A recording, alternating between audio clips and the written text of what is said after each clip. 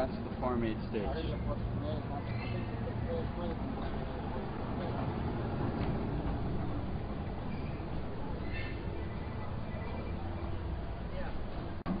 John Mellencamp and Farm Aid Executive Director Carolyn Mugar go way back. We caught up with them a little bit earlier today to see what they were up to.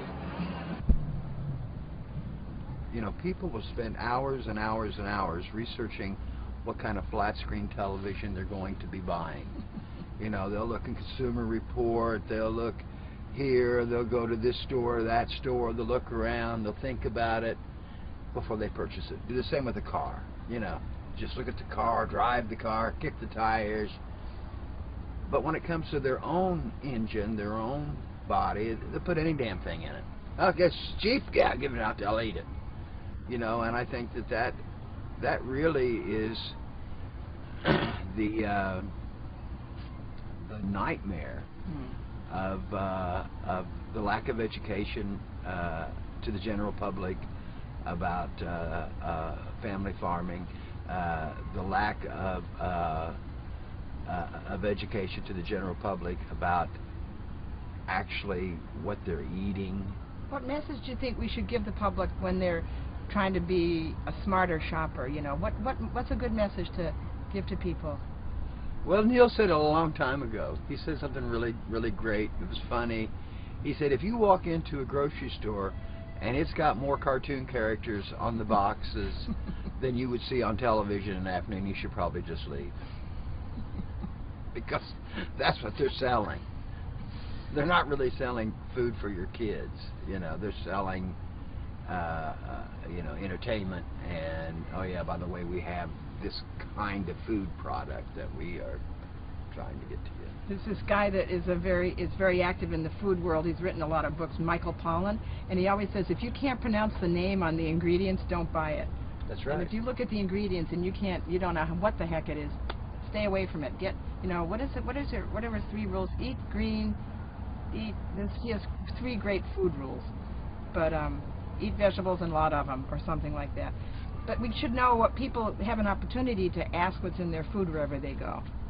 Yeah. Where it's from. Well, right now there's a lawsuit being mounted by the same people that went after Big Tobacco, and they're going after the FDA for this labeling, because the labeling, of course, you know, is all misleading now. You know, you look at something and you see so many calories or something, and that's like per serving. Oh, I thought it was the whole can. No, it's per serving, which is 4 potato chips. You know, that's a serving. It's true. But, you know, if you just look at it and you don't take time to read it, so it's just, you know, they've made it so complicated, and that it just, and it's all done on purpose, so that people just go, forget it. And we have a right to know what's in our food. We have a right to know what's in it. So that's the whole GMO labeling. Absolutely. Yeah. I mean, you know, when we were growing up, food was regulated much more carefully, much more. I mean, it was the government actually did their job, but it's hard now for the government to do their job when you know, the people who are running the factory farms have so much money to spend on lobbyists, and it's hard, you know, to say. And then of course they always present it that they're helping the farmer. You know, that's the presentation. But you know, look, I mean, if you remember the first Farm Aid. I was just going to ask you to. What about it? Well, I remember having a heated conversation with you and with Willie about why are these people sponsoring Farm Aid? And it turned out that they were some of the biggest enemies that Farm Aid had. And we've changed that a lot. Well, but I'm just saying that, you know, here we were trying to do something, but we were so naive to not to be able to identify, you know, this brand of farming against that brand of farming. And consequently, you know, a few years later, it was kind of like, hey, you know, maybe these people shouldn't be involved with us. Associated with us, yeah. Correct. What do you think about, what do you think the mood is on terms of people fighting back? I know that's one of your favorite themes. And what's the feeling you had today in that room with all those farmers there and activists and all of you guys? The guy was right. You know, Pennsylvania has stayed pretty true to the rules. Well, 90% of, I think 90% of all the farms here are family owned. Yep. And you know, my suspicion, of course, being the suspicious one that I am, I thought, well, yeah, but are they under the umbrella of some big